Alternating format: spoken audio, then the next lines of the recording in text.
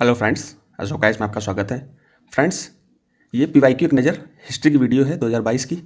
इससे पहले भी 2021 तक की हिस्ट्री की वीडियो पीवाईक्यू एक नज़र में डाल दी गई थी और आपने उनको देख भी लिया होगा। ये प्रोग्राम निरंतर चलता रहेगा, 2025 तक के हमको पीवाईक्यू पूरे करा देने हैं, ठीक है। और आप लोग भी निरंतर देखोगे, इसको कई बार देखिए, भले ही हमारा वीडियो मत देखिए लेकिन आप कहीं से भी पीवाईक्यू को बार बार देखिए, जिससे क्या हो कि आपकी पढ़ने की जो दिशा है वो सही हो सके, ठीक है। बाकी हमारा डिटेल एनालिसिस प्रोग्राम चलता है 2011 के, हमने सारे विषय के जो भी सब्जेक्ट थे उसके पीवाईक्यू हमने करा दिए हैं, बहुत डिटेल में कराए हैं। उससे क्या है कि अगले आने वाले वर्षों में जो भी प्रश्न रिपीट करेगा तो उससे हूबहू रिपीट भी कर सकता है, कुछ बहुत चेंजेस के साथ में, ठीक। अब देखिए, जो भी हम पढ़ा रहे हैं उसको पढ़ाने का तात्पर्य यह है कि आप जो पढ़ते हैं वो कहीं ना कहीं यूपीएससी के जो कथन आते हैं, कूट आते हैं। मान लो कि एक प्रश्न है, ठीक है, ये प्रश्न है, इसके विषय में ए बी सी और डी कथन है, ठीक है। फिर इसके नीचे कूट होते हैं कि 1 2 3 सही, 1 2 4 सही, इस तरह से, ठीक है। ये मैं बता रहा हूँ। तो आप जैसे कोई कथन आपने पढ़ा, मान लो पहला कथन आपने पढ़ा, दूसरा कथन भी पढ़ा, तीसरा भी पढ़ा और चौथा भी पढ़ा। मान लो आपने जो हमने डिटेल एनालिसिस कराई है, डिटेल्ड एनालिसिस जो कराया 2011 का, तो उसमें कुछ ना कुछ कथन आपको यहाँ पर दिखाई दे जाएंगे जब आप पेपर दे रहे होगे। तो पता चला कि ये कथन तो नहीं हो सकता क्योंकि हमने यहाँ पर पढ़ा था, या कहीं पर भी आपने पढ़ा हो। जरूरी नहीं है कि मतलब प्रश्न और क्वेश्चन के माध्यम से पढ़ा हो, आपने कोई थीम पढ़ी होगी, कहीं पर हिस्ट्री की बुक में पढ़ा होगा। तो ये कहीं पर हूबहू प्रश्न कभी नहीं मिलेगा कि हूबहू प्रश्न के हिसाब से, क्योंकि यूपीएससी खुद बनाता है प्रश्न, तो वो सोच विचार के बनाता है। लेकिन ये कहीं ना कहीं कथन जो ऐसे हो जाएंगे जो आपके काटने में, एलिमिनेट करने में आपकी बहुत मदद। पता लगा एक नहीं है तो एक जहां जाए, मान लो पहले में नहीं तो पहला भी नहीं हो सकता, मतलब पहले में है एक, फिर दूसरे में भी एक है तो ये भी नहीं हो सकता। इस तरह से एलिमिनेशन में आपकी बहुत मदद करेगा। तो ऐसे ही आपको तैयारी करनी है। तो ये जो भी पढ़ाया जा रहा है वो आपके काम का है और बहुत कायदे से पढ़ाया जा रहा है, सोच विचार की पढ़ाया जा रहा है। डिटेल एनालिसिस की वीडियो आप जरूर देखिए। साइंस की, एनवायरमेंट की अभी डाली गई 2 दिन पहले, आप देखिए जाके, बहुत अच्छे से डिस्कस किया गया है, ठीक है। आपको बहुत हेल्प मिलेगी। तो चलते हैं हम आगे। अब देखिए, हमको प्रीलिम्स एक नज़र हिस्ट्री की देखनी है, तो उसमें जो है आपको हिस्ट्री का सिलेबस जो प्रीलिम्स के सिलेबस में दिया है सामने दिया है, पॉज करके देखिए, क्योंकि पिछले वीडियो में मैंने डिटेल में सिलेबस को डिस्कस किया है। इसमें हर बार डिटेल बताने से वीडियो लंबा हो जाता है। आप पीछे से रेगुलर देख रहे होंगे तो बहुत अच्छे से हमने इसका डिस्कशन किया है। इसके साथ साथ जहाँ से मेंस के सिलेबस से प्रीलिम्स के सवाल बनते हैं उसको भी मैंने बहुत अच्छे से विस्तार से चर्चा करी है। तो इसको भी मैंने जो है डिकोड कर दिया था, मतलब एक एक लाइन को नीचे विस्तार से, तो वो भी मैंने 2021 के पेपर में बहुत अच्छे से डिस्कस किया है। तो मैंने इसको भी, अब मैं इसको डिस्कस नहीं करूंगा, इसलिए कि बार बार सिलेबस बताना, उससे क्या होता है कि कुछ बच्चे रेगुलर देख रहे होते हैं तो उनको लगता है सर हम तो पीछे 4-5 बार सिलेबस देख चुके हैं, बार बार मतलब 20 बार देख चुके हैं, तो बार बार हमें क्यों दिखा रहे हो सिलेबस। तो इसलिए जो है आप पीछे से वीडियो देख रहे होंगे तो ये सिलेबस हमने पीछे डिस्कस कर रखा है। तो आगे चलते हैं सीधे प्रश्नों पर। इससे क्या है कि समय भी कम लगेगा, वीडियो भी छोटी बन जाएगी और आपका समय बच जाएगा, ठीक। अब क्या कह रहा है, देखिए, क्रिप्स मिशन, इसका मतलब आधुनिक भारत से प्रश्न पूछा है। यूपीएससी आधुनिक भारत से पूछता है, ठीक। और प्रश्न ज़्यादातर एनसीईआरटी से आते हैं दोस्तों। तो एनसीईआरटी आप बिल्कुल मत छोड़िए, एनसीईआरटी को अच्छे से पढ़िए। हमने जो है बुक लिस्ट की वीडियो में बहुत अच्छे से बताया कौन कौन से विषय पढ़ने चाहिए आपको। तो यहाँ पर देखिए क्रिप्स मिशन के बारे में आपको, अब इसमें से देखिए ये जो थीम हमारी है, मतलब ये जो प्रोग्राम चल रहा है पीवाईक्यू एक नज़र, जिसमें मैं प्रश्न का डिस्कस कर रहा हूँ इस वीडियो में, इसका मेन तात्पर्य है आपको थीम बताना कि यूपीएससी थीम कैसे रिपीट करता है, प्लस इसके साथ साथ यूपीएससी के पैटर्न, प्रश्न का पैटर्न कैसे चेंज हुआ, अगर चेंज होता है वो दिखाई देता है। मान लो ये कूट है, ये चेंज, इसको हटा करके यूपीएससी 2023 में, 22 का चल रहा है, 23 में आपको दिखाऊंगा। अधिकतर प्रश्नों में उन्होंने क्या किया था, केवल 1 सही, केवल 2 सही, ठीक है, फिर केवल इसमें तो ना तो 1 सही ना तो 2, ऐसे भी कर सकता है, ना 1 ना 2 ना 3, इस तरह से भी, और केवल 3 सही, ठीक है, या कोई नहीं सही, इस तरह से कोई नहीं सही, या चारों सही, इस तरह से भी, केवल 4 कर दो, केवल 4 सही, इस तरह से भी हो सकता है अगर 4 कथन है तो। वैसे इसमें 2 ही कथन दे रहा है, कितने दे रहा है, 2, ठीक है। लेकिन मैं एक बात बता रहा हूँ, तो इस तरह से यूपीएससी पैटर्न पूछ रहा था, तो उसमें जो है आप लोगों को दिक्कत ज़्यादा हो रही थी। उसमें कई अभ्यर्थी ऐसे थे जो एक बार पेपर निकाल चुके, दोबारा फेल हो गए। तो ऐसे प्रश्नों को भी पकड़ना है, इसके साथ साथ प्रश्न के नेचर को भी देखना है, प्रकृति कैसी है यूपीएससी के द्वारा पूछी जा रही। तो इस थीम का मेन उद्देश्य ये है, ठीक है। और डिटेल एनालिसिस में हम लोग इसके साथ साथ ये तीनों थीम तो पकड़ते हैं, मतलब थीम पकड़ते हैं, प्रकृति पकड़ते हैं, पैटर्न पकड़ते हैं, तो इसके साथ साथ बेसिक नॉलेज भी बताते हैं आपको, एलिमिनेशन टेक्निक भी बताते हैं, कॉमन सेंस भी बताते हैं, ये सब उसमें चलता है डिटेल एनालिसिस में, ठीक है। तो हम इधर उधर की बात ना करते हुए, ये तो काम की बातें हैं इसलिए बताई जाती हैं, क्योंकि हर बार कोई नया बच्चा आके हिंदी मीडियम का जुड़ता है तो पीछे वीडियो नहीं देखा, तो इस बार भी उसको जानकारी मिल जाए। तो आपको क्रिप्स मिशन जाकर के पढ़ना है, तो पहले आप क्रिप्स मिशन जाकर के अच्छे से पढ़िए, फिर इस प्रश्न को देखिए। तो क्या कह रहा है, संविधान सभा में प्रांतीय विधानसभाओं साथ ही भारतीय रियासतों द्वारा नामित सदस्य होंगे। इसका मतलब क्रिप्स मिशन आपने पढ़ा होगा तो वहीं से प्रश्न है, अब कहीं अलग से तो डाल नहीं दिया गया है, ठीक है। इस सीरीज में हम लोग आंसर नहीं बताते हैं। फिर क्या कह रहा है, नया संविधान स्वीकार करने के लिए जो भी प्रांत तैयार नहीं होगा, उसे यह अधिकार होगा कि अपनी भावी स्थिति के बारे में ब्रिटेन के साथ अलग संधि हस्ताक्षर करे। इसका मतलब क्रिप्स मिशन आपने पढ़ा होगा तभी ये प्रश्न कर पाओगे। तो आपको क्रिप्स मिशन, हमने थीम क्या पकड़ी, क्रिप्स मिशन। अब आपको क्रिप्स मिशन अच्छे से जाकर के पढ़ना है, आधुनिक भारत में क्रिप्स मिशन पढ़ना है, ठीक। तो यहाँ पर आप नोट कर लिया करो किससे किससे सवाल बन रहे हैं, तो इसको हमको स्पेशल जाकर के पढ़ना है। यूपीएससी अगली बार सेम प्रश्न नहीं बनाएगा, लेकिन क्रिप्स मिशन से कुछ ना कुछ उठा के रख देगा, ठीक है। फिर हम चलते हैं आगे। अब देखिए यूपीएससी हमेशा कुछ ना कुछ शब्दावली को लेकर के भी प्रश्न बनाता है। भारतीय इतिहास के संदर्भ में निम्नलिखित में से कौन कुलाह धारण कहलाते थे। कुलाह मतलब क्या होती थी, टोपी होती थी, ठीक है, और धारण मतलब धारण करने वाला, ठीक है। इस तरह के यूपीएससी शब्द बहुत बनाता है। तो ये किस मतलब किस शासनकाल में यह किसके द्वारा ये शब्द इस्तेमाल किया जाता था, या किसे ये शब्द बोला जाता था, मतलब कौन ये धारण करता था शब्द, ठीक है। तो आपको अरबी व्यापारी थे कि फारसी खुशनवीस थे, या कलंदर थे, या सैयद थे। तो आपको कुल मिला के अच्छे से ये चीज़ पढ़नी है, प्लस इसके साथ साथ सैयद वंश जाकर के मुगल काल में, या मेडवल मुगल काल बोल रहा हूँ, मध्यकालीन काल में आपको सैयद वंश पढ़ना है, ठीक है। जाकर के थोड़ा सा देखो, ठीक। फिर इसके साथ साथ मध्यकालीन भारत में शब्द फड़न, फिर शब्द पूछा। इसका मतलब यूपीएससी ये शब्दावली सब एनसीईआरटी से पूछी जाती है। तो आपको याद करना है कि एनसीईआरटी अच्छे से पढ़ लेना, उनमें जहाँ भी शब्दावली कोई हो तो उसको स्पेशल मार्क कर लो, उनको बार बार पढ़ो, ठीक है। अब फड़म क्या था, क्या वो पहनावा था, क्या आभूषण था, कि सिक्के थे, कि हथियार थे। तो ऐसी शब्दावली आपको यहाँ से थीम क्या मिली कि यूपीएससी कोई शब्दावली उठा करके पूछ लेता है, ठीक है, ऐतिहासिक शब्दावली, ठीक है। तो अब आपको याद करना है, जैसे एक बार हुंडी पूछ लिया था, हुंडी, ठीक है। तो ऐसे भी आपको याद रखना है। आगे चलते हैं। यही सब दोस्तों सिखाया जाता है इसमें, ये सब चीज़ें हम लोग मेंटरशिप प्रोग्राम में भी बहुत अच्छे से बताते हैं। सेम यही चीज़ बताते हैं जो कुछ बच्चे जब मुझसे कह रहे थे कि सर जो चीज़ आप यूट्यूब में पढ़ाते हो वो चीज़ हम यहाँ पर भी आप बता देते हो आकर के, तो वहाँ तो सब फ्री में दे रहे हो। तो मैंने कहा ऐसा नहीं है, सेम चीज़ें आप यहाँ पर सामने सामने ले रहे हो, सब चीज़ कुछ भी पूछ लेते हो। उधर से जो उसमें प्रोग्राम चलाते हैं तो वो वन वे होता है, हम एक ही तरफ से हम सब कुछ बता रहे होते हैं, सामने वो लोग कुछ पूछ भी तो नहीं पाते, ये भी तो देखो। खैर मेंटरशिप का प्रोग्राम ये मान के चलिए कि इस बार मई के बाद समाप्त कर देंगे। अब स्वयं यहीं पर घर पे बैठ के ही आप लोगों को पढ़ाएंगे। भारतीय इतिहास के संदर्भ में निम्नलिखित युगों पर विचार कीजिए। अब देखिए ऐतिहासिक व्यक्ति हैं और किस रूप में जाने गए, ठीक है। तो इसका मतलब आपकी उस संबंध में जानकारी होनी चाहिए। अब आपको जैन और बौद्ध तो अच्छे से पढ़ना चाहिए, क्योंकि यूपीएससी इनसे बार बार प्रश्न बनाता है। तो आपकी थीम क्या हो गई, जैन और बौद्ध। जैन और बौद्ध आपको अच्छे से पढ़ना है, जैन और बौद्ध धर्म। इससे यूपीएससी बहुत मतलब फेवरेट टॉपिक हो यूपीएससी का। तो क्या कह रहा है, आर्यदेव किससे संबंधित थे, जैन से थे कि बौद्ध से थे, आपको पता होना चाहिए। दिग्नाग बौद्ध थे कि जैन से थे। नाथ मुनि वैष्णव से थे कि और किसी धर्म से थे, ठीक है।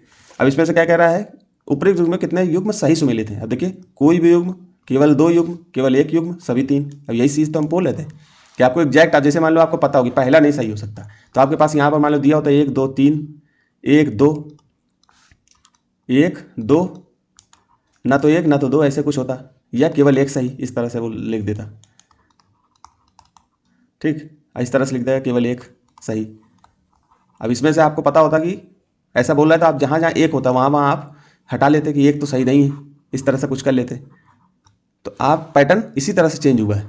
तो यही 2023 में ज़्यादा प्रश्न आ गए। तो आपको जैसे भी जैन और बौद्ध पढ़ना है, वैष्णव धर्म भी आपको थोड़ा सा देख लेना है, ठीक है। फिर आगे चलते हैं। अब क्या कह रहा है, भारत सरकार अधिनियम, फिर आधुनिक भारत से प्रश्न आया। प्रांतीय सरकार के कार्य आरक्षित, मतलब भारत सरकार अधिनियम, ये तो मैंने पॉलिटी में भी उस दिन दिया था आपको पढ़ने के लिए, ताज के शासन में पढ़ा होगा हमने। भारतीय इतिहास में जो ऐतिहासिक काल था पॉलिटी में, मतलब भारतीय संविधान का ऐतिहासिक पृष्ठभूमि या संविधान निर्माण की ऐतिहासिक पृष्ठभूमि इस तरह से था। उसमें भी 2 शासन थे, ताज का शासन और कंपनी के शासन। तो उसमें मैंने कंपनी के शासन में शायद बोला था कि आपको कंपनी के शासन में ये चीज़ देख लेनी चाहिए, फिर ताज के शासन में आपने ये देखा होगा, ठीक। तो उसमें आरक्षित रिजर्व कुछ नियम थे, कुछ आपके ट्रांसफर्ड थे या अंतरित विषय थे। तो इनमें से कौन कौन से आरक्षित विषय में थे। अब इसमें कॉमन सेंस भी लग जाता है दोस्तों। कॉमन सेंस ऐसे होता है कि आरक्षित विषय किनके पास थे, अंग्रेजों के पास। और अंग्रेज जो हमारे यहाँ शासन कर रहे हैं वो ऐसा कोई विषय हमें नहीं देंगे जिससे हम उस पर विषय पर कानून बना ले। तो वो कुछ मेन विषय अपने पास रखे थे, जैसे न्याय प्रशासन अपने पास रखे थे, पुलिस को अपने पास रखे थे, भू राजस्व, भाई पैसा जरूरी है, पुलिस जरूरी है, अगर पुलिस नहीं होगा तो अटैक नहीं कर देंगे हम। और न्याय प्रशासन भी अपने पास रखते थे, उनके खिलाफ कोई न्याय न सुना दे। इस तरह से कॉमन सेंस बता रहा हूँ, बाकी आप अपने स्तर पर। स्थानीय प्रशासन इसमें नहीं था, तो आप इस तरह से भी ऐसे कॉमन सेंस से भी क्वेश्चन किए जाते हैं। ये सब तरीका बीच बीच में मैं वीडियो लाकर आपको बताता रहता हूँ।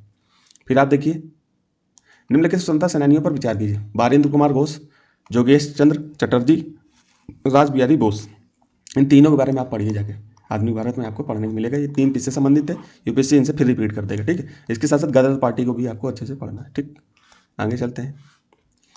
भारतीय इतिहास के संदर्भ में निम्नलिखित में से मूल ग्रंथों पर विचार कीजिए। नेति प्रकरण, परिशिष्ट पर्वन, अवदान शतक या स्त्री षष्ठी लक्षण महापुराण। ठीक, इतने कठिन कठिन वर्ड दे देते हैं कि कोई पढ़ ही ना पाए। तो ये मूल ग्रंथ किससे संबंधित है, मतलब भारतीय इतिहास के संदर्भ में लिखित मूल ग्रंथों पर विचार कीजिए। ये कौन से, ये तीनों कौन से ग्रंथ थे? जैन ग्रंथ थे क्या? जो जैन ग्रंथ है उनके बारे में आपको बताना है। तो अब इसका मतलब देखिए, जैन के 2 सवाल तो ही गए सीधे सीधे। फिर आगे बढ़ते हैं। अब देखिए, कोई ऐतिहासिक स्थल है, जैसे अशोक के प्रमुख शिलालेखों के स्थान है मान लो दिए, वह किस स्थान पर है, ये भी तो इस तरह से यूपीएससी पूछ लेता है। धौली कहाँ है, एर्रागुड़ी कहाँ है, जौगढ़ कहाँ, कलसी कहाँ है। तो इसका मतलब अशोक के काल को आपको प्राचीन काल में बहुत अच्छे से पढ़ना है, मतलब मौर्य वंश आपको अच्छे से जाकर के पढ़ना है। ठीक है, फिर से उनके जो शिलालेखों के स्थान है वो मैपिंग दी होती है वहाँ पर, एनसीईआरटी में भी दी हुई है। तो आप उसको देखोगे 6 क्लास की एनसीईआरटी में दी है, सीधे सीधे 6 क्लास की एनसीईआरटी में 2020 में सवाल पूछ लिया था। ऐसा सब एनसीईआरटी से याद आते हैं दोस्तों। एनसीईआरटी को आपको नहीं छोड़ना है, ओल्ड और न्यू दोनों मिलाकर पढ़ लेना। बुक लिस्ट मैंने बता रखी है, आप देख सकते हो। ठीक है, तो इसका मतलब आपको इस तरह से पढ़ना था। हमने थीम क्या पकड़ी, मौर्यकाल में अशोक के काल को देखना है, फिर इसके साथ साथ उनके शिलालेखों को देख लेना है कहाँ कहाँ थे। ठीक है, इनके बाद जो इसमें थे उनको देख लेना, उनके स्थान देख लेना, राज्य देख लेना। फिर देखिए, आधुनिक भारत में यूरोपियों के आगमन से प्रश्न पूछ लिया। भारतीय इतिहास के संदर्भ में निम्नलिखित कथनों पर विचार कीजिए। डच लोगों ने पूर्वी क्षेत्रों में गजपति शासकों द्वारा प्रदान की गई जमीनों पर अपनी फैक्ट्रियां गोदाम स्थापित किए। अल्फांसो द अल्बुकर्क ने बीजापुर सल्तनत से गोवा छीन लिया था। ये तो सबको पता होगा क्या है इसका सही। अंग्रेजी ईस्ट इंडिया कंपनी ने मद्रास में विजयनगर साम्राज्य के एक प्रतिनिधि से पट्टे पर ली गई जमीन के एक प्लॉट पर फैक्ट्री स्थापित की थी। अब ये सब चीज़ें सब किताबों में लिखी हुई है एनसीईआरटी में, अच्छे से पढ़ोगे तो ये सब कर लोगे।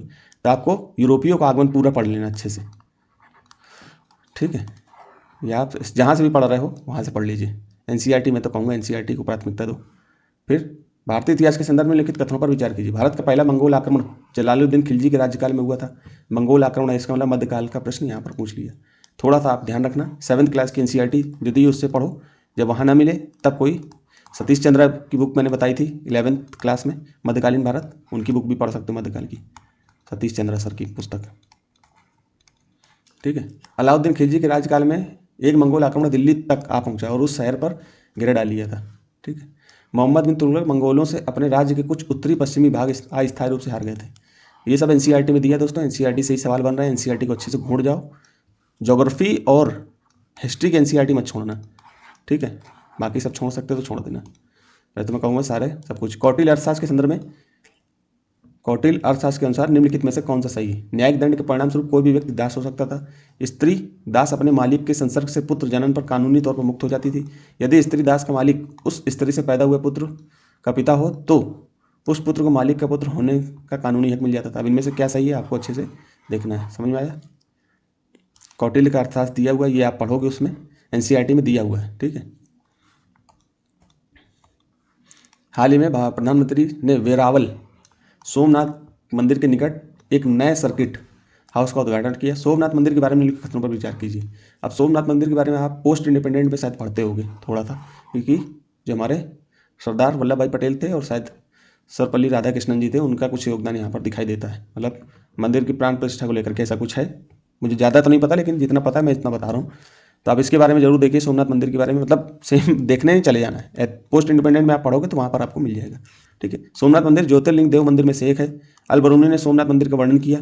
सोमनाथ मंदिर की प्राण प्रतिष्ठा राष्ट्रपति एस राधाकृष्णन द्वारा की गई थी। आज की मंदिर स्थापना, जैसे आज के मंदिर की स्थापना होती ना इस तरह से, तो आप जब उसमें पढ़ोगे पोस्ट इंडिपेंडेंट में, तो अच्छे से जब इसको पढ़ोगे तो आराम से कर लोगे। और ऐसे प्रश्नों से आपको एक चीज़ और सीखने को मिली कि वर्तमान में अगर कोई कहीं पर कोई प्रोग्राम चल रहा है ऐतिहासिक स्थल को लेकर, जैसे अभी चोल शासक के बारे में प्रधानमंत्री गए थे और ये बोला था कि चोल शासकों से हमें बहुत कुछ सीखना चाहिए, जैसे कि उनका आर्थिक क्षेत्र, मतलब अर्थव्यवस्था को लेकर के सीखना चाहिए। इसके साथ साथ उनकी बाह्य नीति, विदेश नीति कैसी थी उसको लेकर के भी सीखना चाहिए। उसके साथ साथ जियो पॉलिटिकल संदर्भ में भी उनसे बहुत कुछ सीखना चाहिए, क्योंकि वो चोल शासक थे जिनका दक्षिण एशिया तक भी विस्तार था। तो ऐसे प्रश्नों को यूपीएससी पूछ लेता था, इसलिए उसको इतिहास से जोड़ करके उस समय की मैगजीन और उसके साथ साथ तुरंत पूरा चोल शासक को भी पढ़ लो। ठीक है, राजेंद्र प्रथम चोल के शायद या राजा राज प्रथम चोल का जन्म दिवस था, तब गए थे वो, मतलब जन्म दिवस का मतलब जयंती थी। ठीक है, इसके साथ साथ आप देखिए निम्नलिखित युग्मों पर विचार कीजिए। राजा और राजवंश, नानुक किससे संबंधित थे, जयशक्ति किससे संबंधित है, नागभट्ट द्वितीय किससे थे, भोज किससे थे। अब इनको पढ़ना, चंदेल, परमार, गुर्जर प्रतिहार, राष्ट्रकूट। अब आपको ये देखना है, पूर्व मध्यकाल के विषय हैं। ठीक है, एक तरीके से तो आपको ये अच्छे से पढ़ना है। चंदेल, परमार, गुर्जर पतिया, राष्ट्रकूट, इनको अच्छे से देख लेना है क्योंकि इनसे पूछ लेता है। बहुत अच्छे से पढ़ना है दोस्तों, कुछ भी ना छोड़ते हुए। फिर देखिए, अब देखिए ये प्रधानमंत्री गए रामानुज जी की जो है प्रतिमा का उद्घाटन करने के लिए। उसी से यूपीएससी ने प्रश्न बना दिया कि हाल ही में हैदराबाद में भारत के प्रधानमंत्री द्वारा रामानुज की आसन मुद्रा में विश्व की दूसरी सबसे ऊंची मूर्ति का उद्घाटन किया गया था। निम्नलिखित कथनों में से कौन सा एक सही है? रामानुज की शिक्षाओं को सही निरूपित करता है। ठीक, अब इनमें से क्या है? मोक्ष प्राप्ति का सर्वोत्तम साधन भक्ति था। वेद शाश्वत, आत्म प्रतिष्ठित तथा पूर्णतः प्रमाणिक हैं। तर्क संगत युक्तियां सर्वोच्च आनंद के मौलिक माध्यम थे। ध्यान के माध्यम से मोक्ष पाया जा सकता था। अब इनमें से आपको देखना है कि ये किस चीज़, वैसे भक्ति के बारे में शायद बोलते थे, बाकी और अच्छे से आपको देखना है। और जब भी ऐसी न्यूज़ें हों, यहाँ से क्या सीखने को मिला कि प्रधानमंत्री या कोई बड़ा सरकार का व्यक्ति जो है, या वित्त मंत्री, या कोई भी ऐसी घटना हो रही है जहाँ पर वो जा रहे हैं, तो उनके बारे में थोड़ा सा आपको, खासकर राष्ट्रपति, प्रधानमंत्री जहाँ भी जाएँ, किसी चीज़ का उद्घाटन करें तो आपको उस पर नज़र रखनी चाहिए कि यूपीएससी रिपीट कर देता है प्रश्न। ठीक है, अब क्या कह रहा है? किसके राज्यकाल में योग वशिष्ठ का निजामुद्दीन पानीपति द्वारा फारसी में अनुवाद किया गया था? किसके राज्यकाल में? थोड़ा सा ध्यान दोगे तो ये प्रश्न आराम से कर लोगे। ऐसे प्रश्न आराम से किए जा सकते हैं। जैसे योग के बारे में कह रहा है, अब आपको पता है कि योग थोड़ा सा हिंदू धर्म से जुड़ता है। मैं डायरेक्ट नहीं कह रहा हूँ, लेकिन जुड़ता है। इसके साथ साथ आप देखोगे कि अकबर को आपको पता है कि ये अपने यहाँ हिंदू धर्म को बढ़ावा देने के लिए बहुत प्रयास करते थे। मतलब सब मुगल नेताओं में सबसे बेहतर इनको माना जाता है। ठीक, तो आपको लगे कि अकबर हो सकता है। ठीक है, मैं एग्जैक्ट आंसर नहीं बता रहा हूँ, लेकिन आपको ऐसे प्रश्नों को कॉमन सेंस से भी किया। लेकिन कॉमन सेंस तभी लगेगा दोस्तों जब आपने अच्छे से तैयारी करी होगी। फिर ऐसे हुमायूं है, शाहजहां है, औरंगजेब है, तो आपको अच्छे से मुगल काल को भी जाकर के पढ़ना। तो आपने थीम क्या पकड़ी? मुगल काल को अच्छे से जाकर के पढ़ना है। और ऐसी कोई भी शब्दावली आ जाए इस तरह से तो आपको उस पर अंडरलाइन करना है और बार बार उनको पढ़ना है। फिर आगे पढ़ते हैं प्राचीन दक्षिण भारत में संगम साहित्य। अब आपको संगम साहित्य के बारे में अच्छे से पढ़ना। थीम मिल गई, संगम साहित्य से पूछ लेता प्रश्न। अब ये को संगम साहित्य के बारे में आपको अच्छे से देखना है। निम्नलिखित कथनों में से कौन सा एक सही है? संगम कविताओं में भौतिक संस्कृति का कोई संदर्भ नहीं है। वर्ण का सामाजिक वर्गीकरण संगम कवियों को ज्ञात था। संगम कविताओं में समर सौर का कोई संदर्भ नहीं है। संगम साहित्य में जादुई ताकतों का संगत बताया गया। इनमें से क्या सही है? तो संगम साहित्य के बारे में जब आप पढ़ोगे तो ये प्रश्न आराम से आपके होने लगेंगे।